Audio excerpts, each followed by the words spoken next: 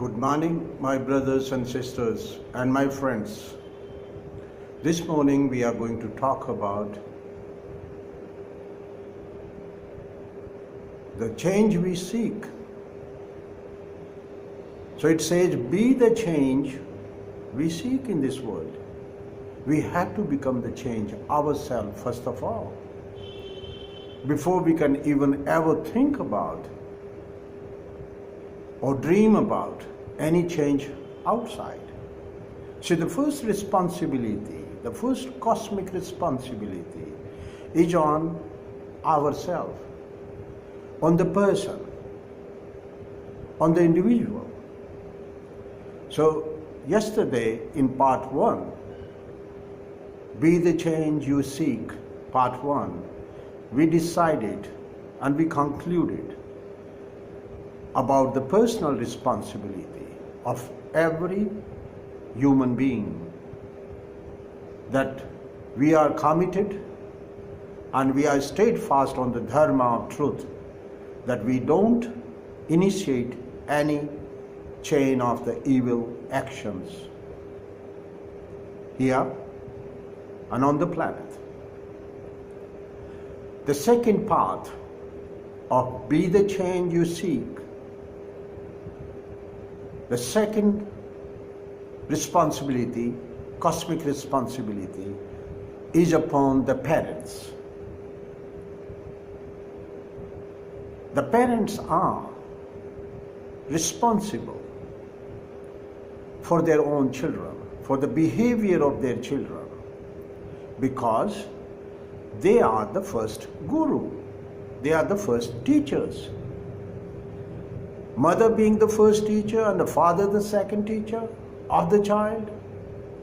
And we also know that the human child comes without any operating system, without any pre-installed software or behavior.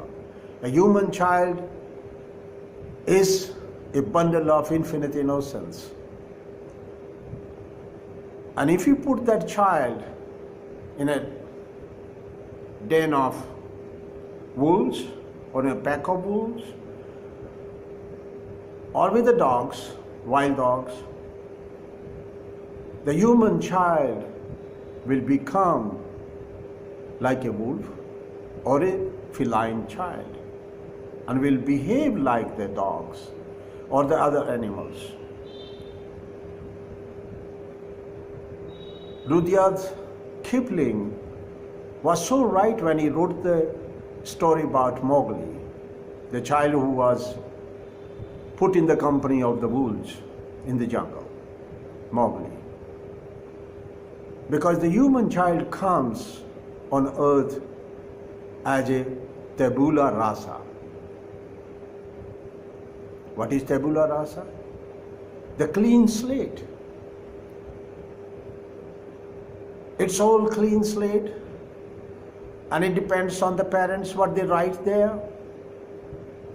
And believe me, my friends, believe me, my brothers and sisters, if the parents will write there 2 plus 2 as 6, the child will keep on repeating that 2 plus 2 as 6 forever. Because the power of precognitive commitments is so powerful that once it is installed in the human mind will never be aware about the behavior. It will become part of the routine. And this is how the parents teach their children for violence. A human child who see their parents every day slaughtering animals in front of him or her, that child will never ever think, will be blocked forever. The mirror neurons are blocked forever, and that mirror inside will be forever blocked. And the child will never ever feel the pain of that animal which is being slaughtered for the food in front of him or her. That's the power of precognitive commitments. So we have to be very careful how we behave in front of our children, because our children imitate our behavior and they learn through the associative learning, which is known as associative learning, from the behavior of the parents. And can you imagine that your children are not your children, not your property? They give you a cosmic honor to come to your school of initiation.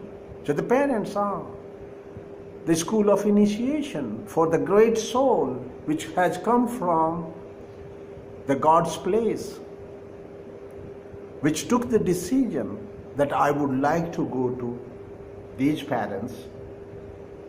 The soul had chosen you as the parents, that you are the only one who could teach that soul what the soul needs to learn for her evolutionary eternal memory continuum.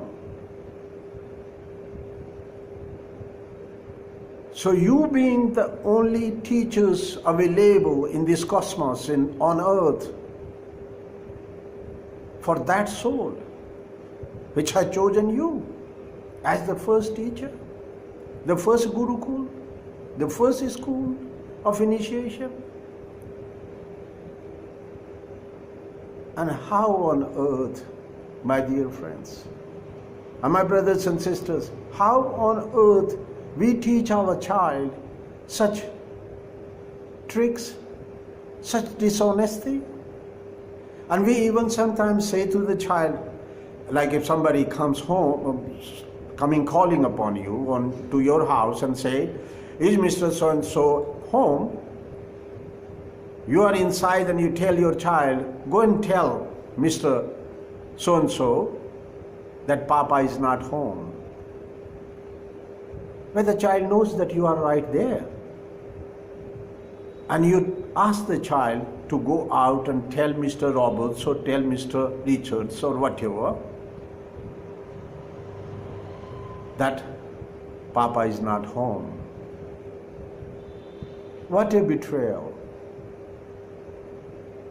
It's the greatest cosmic betrayal by the parents for that soul which had infinite trust in you and came to take admission in your school, Earth School of Initiation, and you teach dishonesty, deception. Oh Lord, have you ever thought about this dimension? That we are betraying that soul, that child. And that betrayal is the greatest cosmic betrayal. It is like deceiving the soul. So my dear friends, we have to be very careful for our own behavior in front of our children. And make it certain that we don't implant, install the evil chain, the evil behavior. Because later on the child is going to initiate that chain of evil actions all through the life. My dear brothers and sisters, this is the greatest cosmic responsibility of every parent, to bring up our children as the divine children.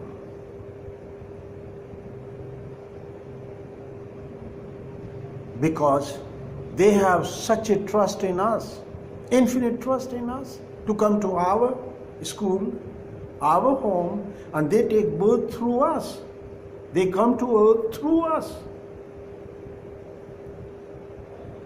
Our children are our own extension in this universe. Our children are our second chance to improve.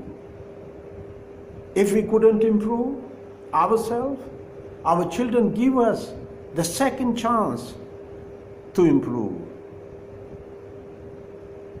and make our mistakes right, to set our mistakes right.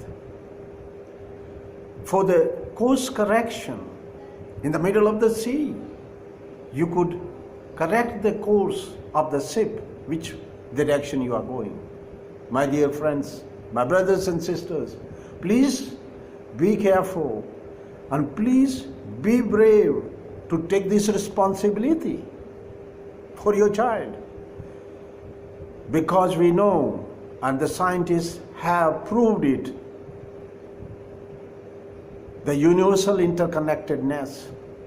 And it is something like you drop a rock in the water and the waves will travel towards the edges of the pond, towards the banks of the pond. And the waves will travel till the end of the universe. As I said before, that if a butterfly flaps the wings here in Delhi, the effect will travel till the end of the universe, my dear friends. Every action is interconnected, universally interconnected. So, we have the cosmic responsibility for every thought, every word, and every deed, for all our behavior here. And we cannot afford, and we must not set the chain of evil actions which will have effect all over the planet, all over the universe. So we are responsible. We have this cosmic responsibility to teach our children through our behavior, and then teach our children the things you could not do. Can you imagine that you get the second chance? A Brahma yogi who practices celibacy, he cannot have the physical children. So what he does then? We get the second chance through our children because we are family people. But the saints or the Brahma yogis who have decided to be celibate forever and not to marry, what do? How do they get the second chance? My dear friends, they get the second chance, they die. And they die to everything, to all their desires, the total renunciation, and they are born again from the furnace of wisdom, from the fire of wisdom they are purified, and all the dross is left out and the pure gold comes out. And they are known as Dvij, the born again. That was the real meaning of resurrection of Lord Jesus. And that is the meaning of Dvij, the twice-born Brahmana, the twice-born Pandit, who has taken the second birth through the fire of wisdom. So that is for the yogis, and for us, for the family people, we must take a birth again through our children. So we could be the observers and see that what we could contribute to the world, to the humanity, to the earth, to the universe. Isn't that a greatest chance for us?